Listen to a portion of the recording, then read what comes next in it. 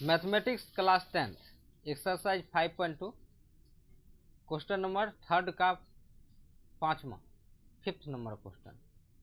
ये देख रहे हैं, इन बॉक्स को भरना है। ये पहला फर्स्ट टर्म है, सेकेंड टर्म 38 दिया गया है, ये थर्ड टर्म है, ये फोर्थ टर्म है, ये फिफ्थ टर्म है, ये सिक्स्थ टर्म है। तो ए हम लोगों को फर्स्ट टर्म जो है मालूम नहीं है, डी भी मालूम नहीं है, A2 हम लोगों को मालूम है 38।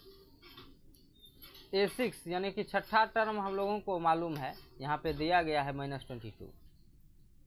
तो A2 equal to A plus D, यानी कि सेकेंड टर्म निकालने का फार्मूला होता है फर्स्ट टर्म में डी ऐड कर दीजिए तो सेकेंड टर्म निकल जाएगा। तो A plus D equal to 38, इसको इक्वेशन 1 मान लेंगे। A plus D equal to 38।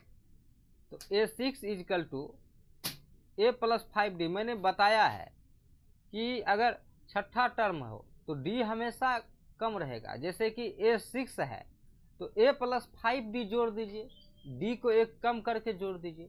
अगर चौथा पद है तो A प्लस 3D, D को हमेशा 1 कम करके जोड़ दीजिए, तो ये आप लोगों को हो जाएगा।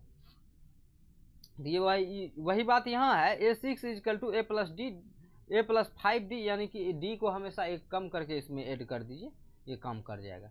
तो -22 equation 2 from equation first and second.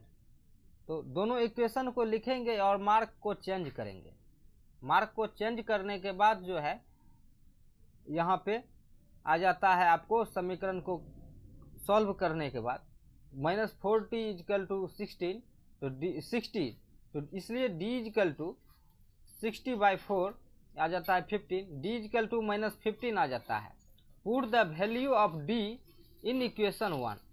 Equation 1 में अगर D का वैल्यू हम पुट करते हैं, ऐसे तो हम कहीं भी D का वैल्यू पुट कर देंगे, कोई भी दिक्कत नहीं है, लेकिन इक्वेशन 1 में कर देंगे तो वो इजी रहेगा। A plus D equal to 38, तो A प्लस -15, तो ये कैलकुलेशन करके माइनस हो जाएगा, प्लस माइनस, तो 38 है यहाँ पे। तो इक्वेशन का जो रूल है, ये सेकेंड इक्वल टू के सेकेंड साइड में जैसे ही जाएगा दूसरी तरफ, तो वो प्लस हो जाएगा। तो ये हो जाता है A बराबर 53।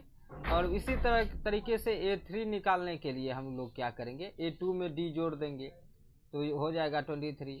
A3 में फिर से A4 निकालने के लिए A3 में D ऐड कर देंगे तो हो जाएगा 8।